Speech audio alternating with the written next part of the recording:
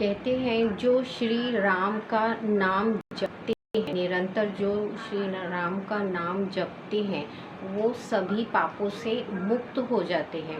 अर्थात निरंतर आप श्री राम का नाम जप रहे हैं तो जो आपके शरीर की कर्मों की जो गांठें आपने बांध रखी हैं उनसे आप मुक्त होने लगते हैं। अर्थात आपको कोई विषय वासना या किसी भी प्रकार का मोह नहीं रह जाता है।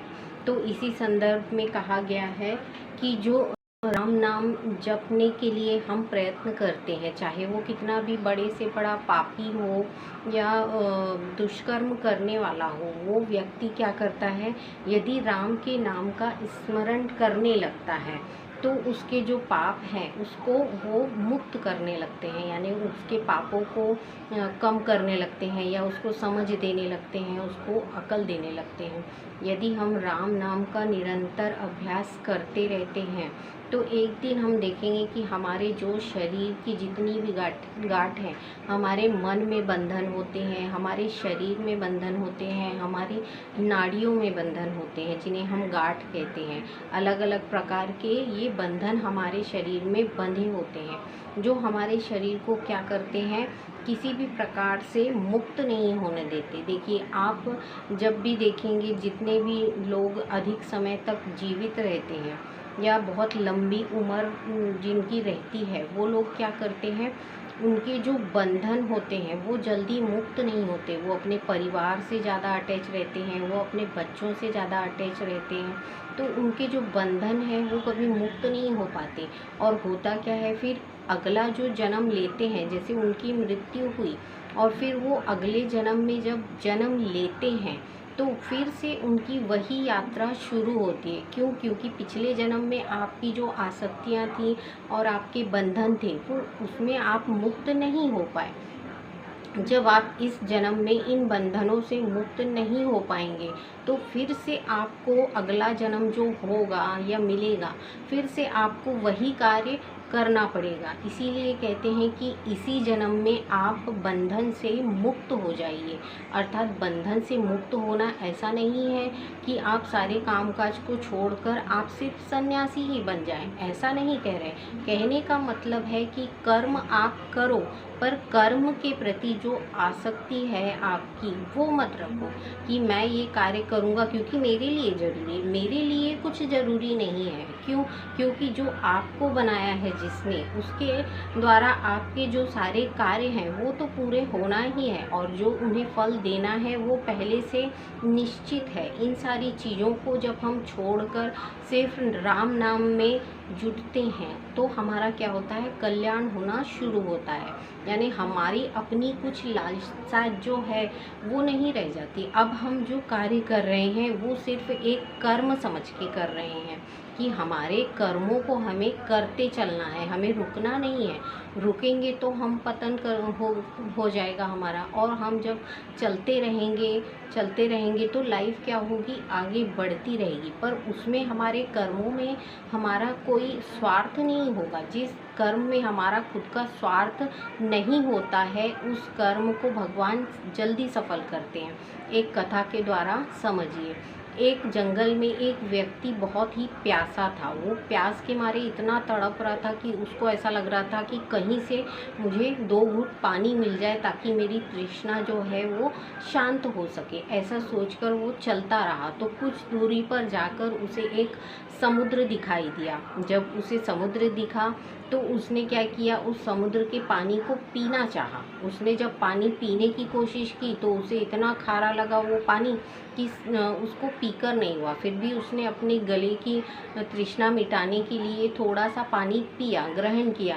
पर जिस जगह वो खड़ा था वो समुद्र जो था वो इतनी आवाज़ कर रहा था कि उसकी आवाज़ सुनकर उसको यानी उस स्थान पर जरा भी रुकने का मन नहीं किया। थोड़ी दूर आगे और चला वो। जब जंगल में थोड़ी दूर आगे चलने के बाद उसे एक नदी दिखाई दी। जब वो नदी के समीप पहुंचा तो उसने थोड़ा पानी ग्रहण किया क्योंकि वो प्यासा था। बहुत ज़्यादा प्यास लगने के कारण उसने क्या किया, नदी का पानी पेट भर पिया जब तक उसकी आत्मा तृप्त नहीं हुई। जब उसकी आत्मा तृप्त हो गई तो वो कुछ क्षण एक झाड़ के पेड़ के नीचे बैठ गया। जब वो बैठा तो उसको विचार आया और उसने ध्वनि सुनी कि ये जो नदी है ये कितने शांत तरीके से अपने प्रवाह को शुरू रख रही है, यानी ये जो बह रही है नदी वो कितने शांत और एकदम मध्यम तरीके से प्रवाहित हो रही है, बहती जा रही है, बहती जा रही है। और ये क्या कर रही है, कल्याण का काम कर रही है। मैं यदि यहाँ नहीं आता और मेरी प्यास नहीं बुझती तो मैं इस नदी का ऋणी कैसे होता। जैसे आज आपको प्यास लगी है, आपको कोई खारा पानी दे रहा है तो आप उसको पी नहीं सक रहे, पर यदि आपको कोई पीने योग्य पानी दे देगा तो आप उसका धन्यवाद करेंगे। क्यों? क्योंकि उसने आपकी तृष्णा को मिटाया है। उसी तरीके से जब उस व्यक्ति की तृष्णा को नदी दूर कर दिया तब उसने उस नदी का धन्यवाद किया। क्यों? क्योंकि उसने उसकी तृष्णा को तृप्त कर दिया था। तब उन्होंने विचार किया उस पेड़ के नीचे बैठकर कि मैं अभी थोड़ी देर पहले समुद्र के पास गया था पर उसने तनिक भी मेरी तृष्णा को शांत नहीं किया। तो इतने बड़े समुद्र का पानी है और मेरी तृष्णा यानी एक मनुष्य की भी तृष्णा को जो शांत नहीं कर पा रहा तो वो कहाँ से बड़ा हो गया या क्यों महान हुआ।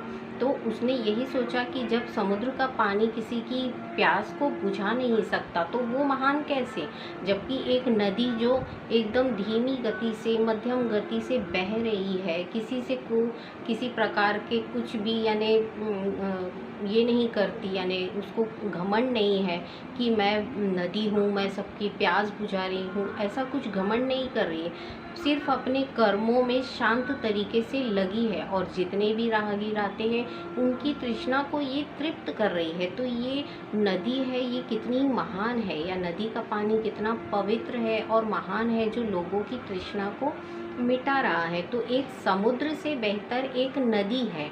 तो वही उन्होंने सोचा कि एक बड़ा समुद्र बनने से तो बेहतर है कि हम एक शांत नदी बने। क्यों? क्योंकि जो शांत नदी होती है वो अपने जीवन के साथ साथ दूसरों के जीवन को भी निर्मल और स्वच्छ बनाती है। तो उन्होंने यही ज्ञान जो था उस दिन का प्राप्त किया। उन्हें ये ज्ञान मिला कि जो एक समुद्र है वो किसी काम का नहीं, अर्थात हम बड़ा व्यक्ति बन भी जा रहे हैं और हम किसी की तृष्णा को मिटा नहीं पा रहे या किसी की इच्छाओं को मिटा नहीं पा रहे, तो हमारे इस तरीके के बड़प्पन से कोई अर्थ नहीं निकलता।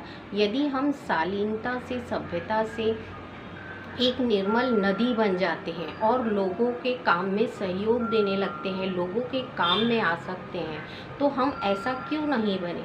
तो इस विचार के साथ उन्होंने उस दिन अपना जीवन शुरू किया और उसी नदी तट पर उन्होंने एक प्रण लिया कि आज के बाद जो मेरा जीवन होगा वो एक निर्मल नदी के तरह पवित्र होगा, जो सबके लिए कल्याणकारी होगा, जो सबके लिए हितकारी होगा। ऐसा सोचकर उन्होंने अपने आगे के जीवन को बिताया। ये थे स्वामी विवेकानंद। जो श्री स्वामी विवेकानंद जी हैं उनकी जो निर्मल कथाएं हैं वो इतनी पावन है कि उनसे हर एक कथा में उनसे नया ज्ञान प्राप्त करने को मिलता है। तो जो स्वामी विवेकानंद जी थे उस नदी के किनारे जो बैठकर एक झाड़ के नीचे उन्होंने ये प्रण लिया कि आज के बाद जो मेरा जीवन होगा